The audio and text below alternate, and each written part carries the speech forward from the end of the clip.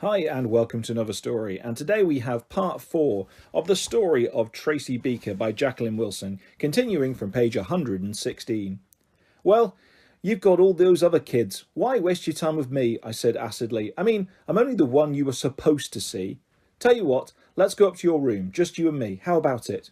Okay, I said, yawning and shrugging. If you really want. I've gone off the idea now, but if you insist, just for a minute or two. It took her a while to dump the baby and prize Wayne away, and then all the others kept clustering around, saying it wasn't fair. So do you know what she did? She said they could do interviews on her tape recorder, and she put Justine in charge of it.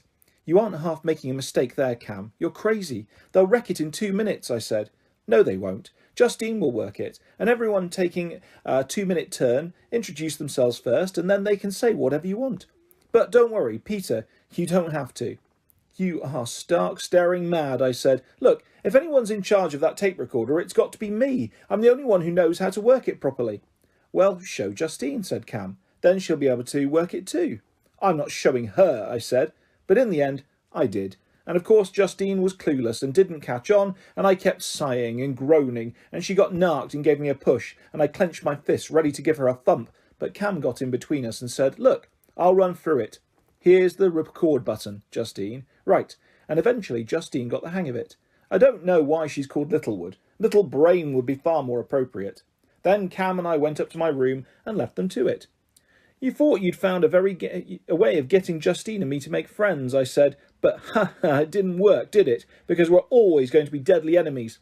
Cam laughed at me. She laughed at the notice taped on my bedroom door too. This room belongs to Tracy Beaker, strictly private. Keep out on pain of death. And it will be a very painful death too.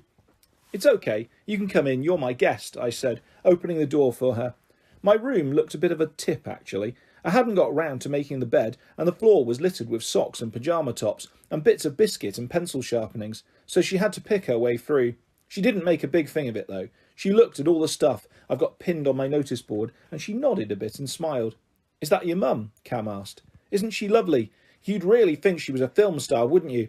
I think maybe she is a film star now, in Hollywood, and she'll be jetting over to see me soon. Maybe she'll take me back with her, and I'll get to be a film star too. A child star. The marvellous movie Moppet. Tracy Beaker. Yeah, that would be great, eh? I spun around with a great grin, doing a cutesy pie curtsy, and Cam caught on straight away and started clapping and acting like an adoring fan. I hope you're still going to be a writer too, she said. Have you done any more about Goblinda? Give us a chance. I've been too busy doing my autobiography, I said. I suppose this autobiography of yours is strictly private, Cam asked, sounding a bit wistful. Of course it is, I said, but then I hesitated. Elaine the Pain has seen bits of it, and Louise and Little Brain, and I did show a bit to Peter, actually, just to show him how much I'd done. So, why shouldn't I show a bit to Cam too? And she's sort of a friend. So, I let her have a few peeps. I had to be a bit careful because some of the stuff I've written about her isn't exactly flattering. She came across a description of her by accident, but she didn't take offence. She roared with laughter. You really should be the one writing this article about children in care, Tracy, not me. I think you'd make a far better job of it. Yes. Have you made a start on this article yet? She fidgeted a bit. Not really. It's difficult, you see. This magazine editor wants a very touching, sentimental story about all these sad, sweet, vulnerable little children that will make her readers reach for a wad of Kleenex. Yeah, that's the right approach. And come off it, Tracy. None of you lot are at all sweet. You're all gutsy and stroppy and spirited. I want to write what you're really like, but it won't be the sort of thing the editor wants. And it won't be the sort of thing I want either. You've got to make me sound sweet, Cam. No one will want me otherwise. I've gone past my sell-by date already. It gets hopeless when you get older than 5 or 6.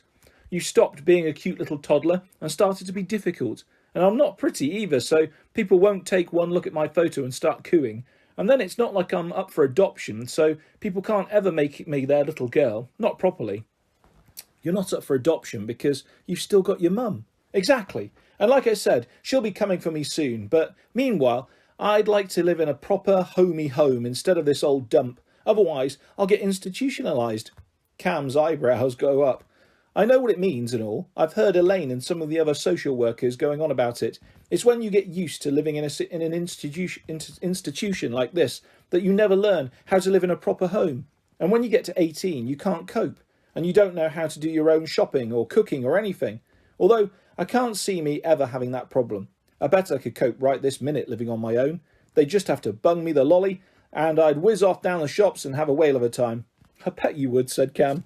Then Maxie started scratching at my door and whining and complaining. I told him to push off because Cam and I were in a conference, but he didn't take any notice. Miss, it's not fair. Them big girls won't let me have a go on the tape. I want to go, miss. You tell them to let me have a go. They're playing their pop stars, miss, and I want to go. Cam smiled and sighed, looking at her watch. I better go back downstairs. I've got to be going in a minute anyway. Oh, that's not fair. Aren't you staying? You can have lunch with us lots. Jenny won't mind. And it's hamburgers on Saturday. No, I'm meeting someone for lunch in the town. Oh, where are you going then? Well, we'll probably have a drink and then we'll have a salad or something. My friend fusses about her figure. Who wants boring old salad? If I was having a lunch out, I'd go to McDonald's. I'd have a Big Mac and French fries and a strawberry milkshake. See, I'm not the slightest bit institutionalised, am I? You've been to McDonald's then? Oh, heaps of times, I said, and then I paused. Well, not actually inside. I was fostered with this boring family, Julie and Ted, and I kept on at them to take me, but they said it was junk food, and I said all their boring brown beans and soggy veggie stews were the real junk because they looked like someone had already eaten them and sicked them up, and, well, anyway, they never took me. No wonder, said Cam, grinning. I am allowed to go out to lunch from here, you know. Are you? Yes, any day, and tell you what, I really will work on that article for you. I could work on it this week and show you what I've done, and we could discuss it over lunch at McDonald's, hint, hint, hint. Cam smacked the side of her head as if a great thought has just occurred to her. Hey, Tracy, would you like to come out with me to McDonald's next week? Yes, please. I paused. Really? You're not kidding? Really? Next Saturday. I'll come and pick you up about 12, okay? I'll be waiting. And so I shall. I'd better send her a letter too, just in case she forgets.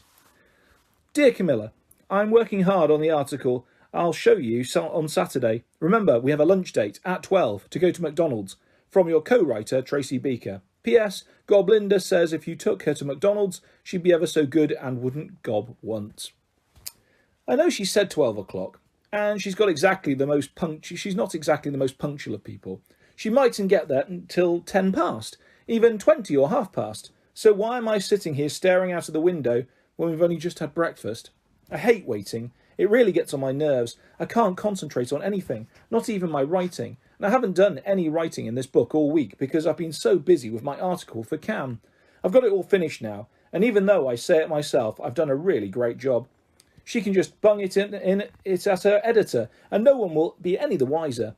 I should really get the whole fee for myself, but I'm very generous. I'll share 50-50 with Cam because she's my friend. Old Pete's my friend too. We've been bumping into each other in the middle of the night this week on a short sortie. Mostly, we just had a little whisper, but last night I found him all huddled up and soggy because he'd had a nightmare about his nan.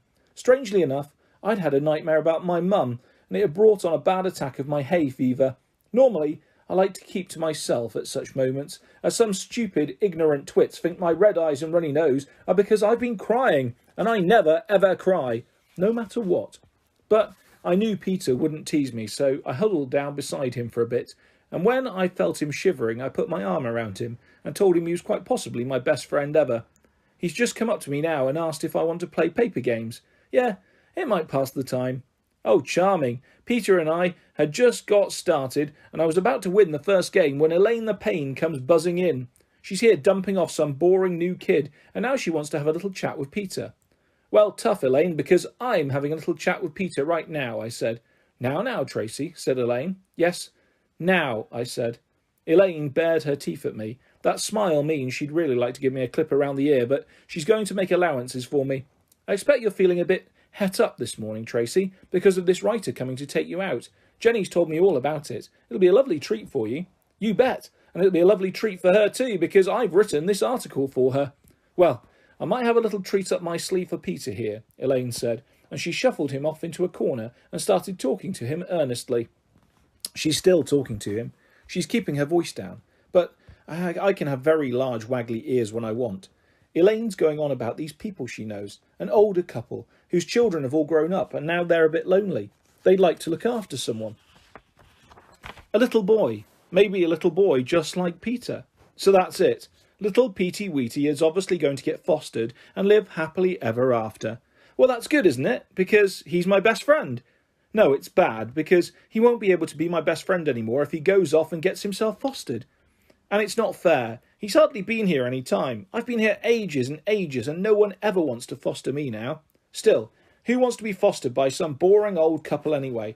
Older might mean really ancient and crabby and strict. They'd never wear jeans or write funny letters or take Peter to McDonald's. I wish Cam would hurry up and come for me, although it's nowhere near time. It's daft me sitting here by the window like this waiting. Justine is hovering behind me. I think she's waiting for her dad. I hope she won't tell him about the little accident to her Mickey Mouse clock. He might come and beat me up. Even though the clock's all mended now, Jenny took it into the shop and they sorted it. I was glad to see old Mickey tick-tocking around and around again. Justine caught me looking, and she gave me this great fierce push that nearly knocked me over and told me that if I so much as touched her clock again, she'd duff me up good and proper. Honestly, my fists clenched, and I was all set to have a real go at her because no one talks to Tracy Beaker like that. But then I remembered my lunch date. Jenny isn't best pleased with me at the moment. If I got into a punch-up with Justine, then she mightn't let me go out with Cam. So I kept calm. I smiled at Justine in a superior sort of way. Really, Justine, do you always have to resort to violence? I said. My superior willpower was wasted on Justine. She just thought I was a chicken. Cowardy, cowardy custard, she's mumbling under her breath now. Tracy Beaker's got no bottle. I shan't take any notice of her. I shall just sit here writing and waiting. It's not that long now, only it seems like forever. I used to sit like this when I waited for my mum. I wonder when she will come. I had that awful dream about her. I was out having lunch with Cam in McDonald's and it was really great, and we were having a smashing time together when I looked up at the clock and saw it had gone 1 o'clock, and it suddenly rang a terrible bell in my head, and I remembered that my mum was coming to take me to lunch at 1 o'clock, and I just went panic, panic, panic. I charged off to try to get back to the home in time and got a bus, but they chucked me off because I didn't have enough money. And then I ran into Auntie Peggy, and she chased after me to give me a good smacking, and Julie and Ted tripped me up, and Justine caught me and threw me in a river, and I couldn't swim, and I was drowning. And then I woke up, wet. So, okay, I know it was only a dopey old nightmare, but what if it was some kind of premonition? What if my mum really comes for me today and I miss her because I'm having lunch with Cam? I'll have to talk to Elaine. Well, I've talked, sort of. Can I have a little chat, Elaine? I said. Tracy, I'm still having a little chat with Peter. You've had a little chat with Peter, correction. You've had an extremely long and boring, endless conversation with him, and you're my social worker just as much as his, so could you please come and have a little chat with me? It's sort of urgent. Elaine sighed. She ruffled Peter's hair and gave him a little chuck under the chin. Then she came over to me at long last. What is it then, Tracy? I swallowed, not sure how to put it. Tracy, are you just winding me up? Said Elaine. No, it's just... Look, about my mum. She doesn't know I'm here, does she? Well, no, I don't think so. But if she wanted to find me, she could, couldn't she? I said it in a whisper, but Justine heard. Who'd have ever thought? Who'd ever want to come looking for you, Tracy Beaker, she said. You shut your mouth. Justine pulled a hideous face and Louise giggled, and then she tugged at Justine's sleeve. Come on, let's see what that new girl's doing. She's got 2 whole suitcases with her, so she must have heaps of clothes. But Justine wanted to stay at the window, so Louise wandered off by herself. I knew Justine was still listening, for all she was worth. Honestly, some people have no decency whatsoever, but I had to keep on asking Elaine. If my mum wanted, she could go round to that old children's home, and they could tell her where I am now, couldn't they? Yes, of course they could, said Elaine. Don't worry, Tracy. Each time you get moved on somewhere else, there's a special record kept, so if your mum wants to see you, then it's easy. They look up your name and file number and find your present address. Good, I said. What's up, Tracy? You still look a bit worried. I'm okay. Only I don't feel okay. What if my mum does come today and I'm out having lunch with someone else? Will she wait for me? Or will she get fidgety and fed up and zoom off again?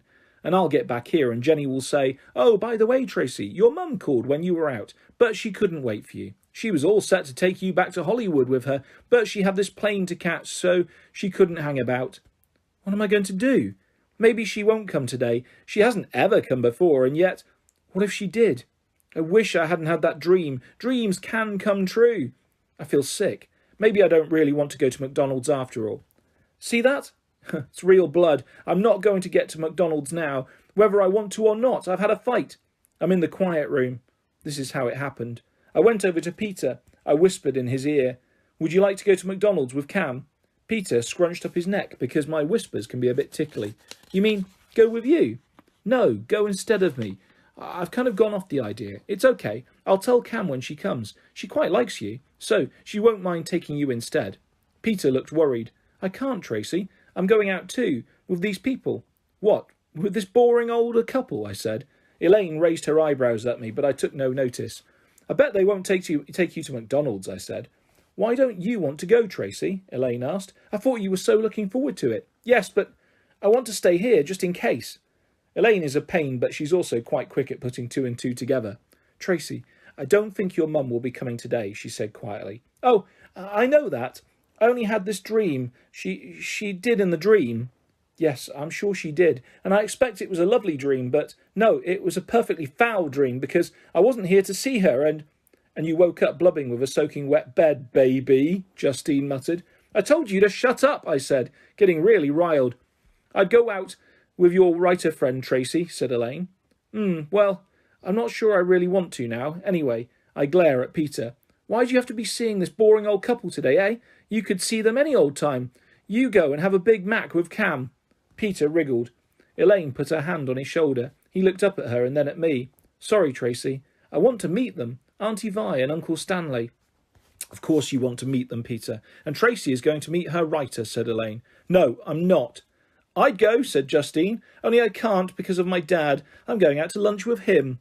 "You were supposed to be going out with him last Saturday, only he never turned up," I said.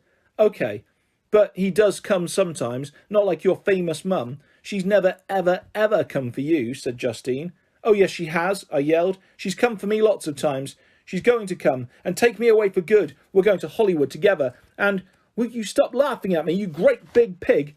"You're so stupid," Justine gasped. "Your mum's not a film star. Louise told me about your mum. She's nothing, and she's never coming for you. She hasn't been near you since you were little. I bet she's forgotten all about you. Or she's had heaps of other kids and doesn't want to think about that boring, ugly Tracy ever again." So I hit her. And I kept on hitting her, and I don't care. I've made her nose bleed again. She's hurt me a bit too, but I don't care. And now I'm stuck in the quiet room, and it's gone 12, and one of the other kids will go out to lunch with Cam instead of me, and I don't care. At least it won't be Justine. Maybe my mum will come. There's someone outside the door. It's opening. Is it Mum? No, it wasn't Mum. It never is. It was Cam, of course. I took one look at Cam and burst into tears. Well, I would have done if I was a crying sort of person. "Oh dear," said Cam. "I don't seem to have a very good effect on you, Tracy." She sat right down on the floor beside me, waiting for me to quieten down a bit. Then she dug in the pocket of her jeans and found a crumpled tissue. She passed it to me, and I mopped up my hay fever. "Now," said Cam, "what do you want to do?" "I haven't got any choice, have I? I'm stuck here." "No, you're not. You can still come out to lunch with me. I've asked Jenny." Elaine explained why you got upset. "She doesn't know. I hate the idea of you lot all blabbing away about me," I said fiercely. "Yes, it must get a bit annoying," said Cam. "Still, at least it means you're the centre of everyone's attention. Here, you still got a runny nose. Good job you weren't wearing your makeup this time. Are you laughing at me?" "Just a little tease. Come on." "You bet." Only I still felt bothered about my mum, even though I knew it was silly. I knew she almost definitely wouldn't be coming. I knew deep, deep down that Justine was maybe right about her, but I still worried. "My mum," I mumbled. "You're scared she'll come and you won't be here," said Cam. "OK, tell you what we'll do. You can phone home when we're out to check she's not arrived, and if she has, I'll whisk you straight back. How about that?" "That sounds great," I said. So Cam and I went off together for our lunch appointment after all. She's got this ancient grass-green Citroen, which made a bit of a change from the minivan. "My mum wouldn't be seen dead in this sort of naff car," I said. "She drives a Cadillac, you know." Said Cam. I squinted at her. "You're just nodding to me to be nice to me, aren't you?" I said. "You don't really believe my mum's got her own Cadillac?" Cam looked at me. "Do you believe it, Tracy?" I thought for a bit. "Sometimes." Cam nodded again. "And sometimes I know I'm sort of making it up," I mumbled. "Do you mind that? Me telling lies?" "I make things up all the time when I write stories. I don't mind a bit," said Cam. "I've got that article with me. I've written it all. You won't have to bother with a thing. Shall I read a bit to you? You'll be really impressed. I bet you will. I think I've done a really dead professional job." So I started reading it to her. And that is where we will leave part 4 of The Story of Tracy Beaker by Jacqueline Wilson. I'll be back soon with the next part of this fantastic story, and lots more stories and videos coming your way very soon. If you would like to subscribe or hit a like, that's always appreciated. Thanks for your support and thanks for listening, guys. Take care. Bye-bye.